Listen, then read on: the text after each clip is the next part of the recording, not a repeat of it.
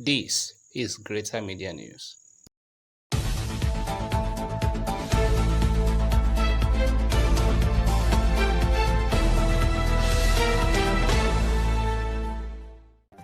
Welcome to Greater Media News. My name is Adegoke. Here are the top stories. After months of speculation, the national leader of the All Progressives Congress (APC), Bola Tinubu, has formally declared his intention to run for the country's president in 2023. He disclosed this to journalists after a closed-door meeting with President Muhammadu Buhari in Abuja on Monday. In his interview with State House reporters, Mr. Tinubu said it has been his age-long ambition to lead the country one day. I've informed the president of my intention.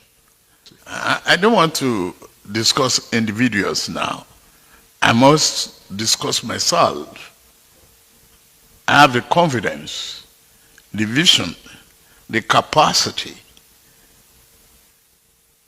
to build on the foundation of Mr. President and turn Nigeria better. Nigeria has lifted a ban on Twitter, restoring access to millions of users 7 months after it clamped down on the social media site in a row over Twitter's decision to delete a post by the president.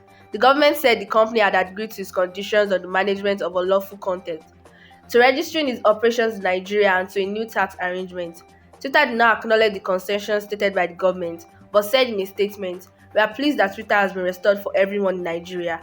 Our mission in Nigeria and around the world is to serve the public conversation." After decades of research, a genetically modified pig's heart has been transplanted into a woman in a move that could transform organ donations.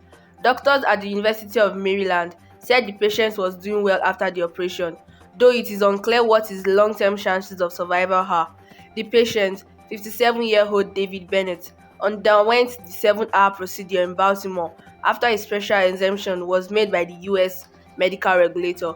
Last September, researchers in New York attached a pig's kidney to a diseased human body and watched it begin to work, suggesting these kinds of pig might offer the promise for animal-to-human transplants.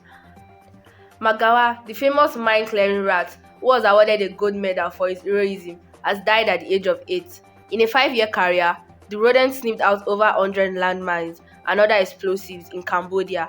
Magawa was the most successful rat, trained by the Belgian charity Apopo, to alert human handlers about the mines so that they can be safely removed.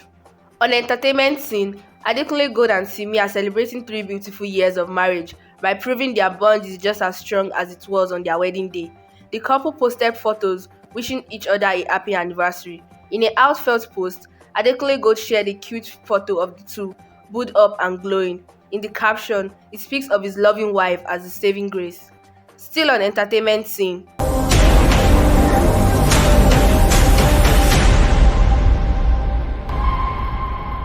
Be careful what you wish for, Parker. Let's talk. This was a mistake.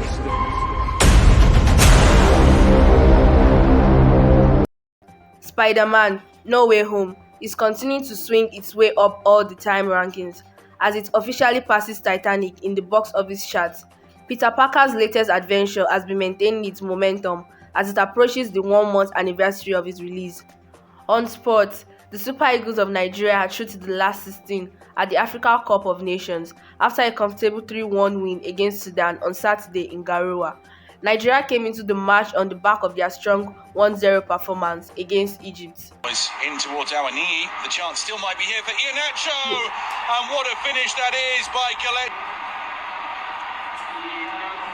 A deft header Iheanacho's way from Aribo, one touch left. Hegazi's header, and then when the ball... Still on sports, Manchester City took another huge step towards retaining the Premier League title as one moment of inspiration from Kevin De Bruyne saw off Chelsea 1-0 to open up a 13-point lead at the top of the table. Drifting away from N'Golo Conte. Kevin De Bruyne! Oh, wow, that's brilliant! That is magnificent!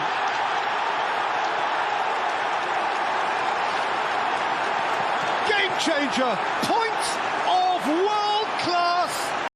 Before we end our production for the week, let's listen to a poem titled Somewhat Later, Somewhat Never. The chirps of marching insects and the songs of historic birds, they all fill the fattest layers of heavens. as the squirrels dance on one foot. Maybe there'll be remnants for them today, or just a little bit more tomorrow. The wind whistles, then mildly roars. The one with a big toe walks majestically. It comes in like a royal blood, as branches of trees dance from left to right to welcome an hero, an epitome, whose sweat have watered the land, whose blood has kissed the soil. It grins, throws its feet into the thin air, then shows the clouds its dirty palms. The gate above open, and droplets fall from far beyond, washing and cleaning his hands. It is the season of harvest. Poor me watches from far away, with eyes filled with scorn and envy, teeth gnashing in pain and sorrow, and hearts drenched with regret and misery. I can only wish, hope, and dream of having my basket full as his. He has worked, hasn't he? I have played, haven't I? Time has run with a flash, leaving me light years behind, as my somewhat later now becomes somewhat never.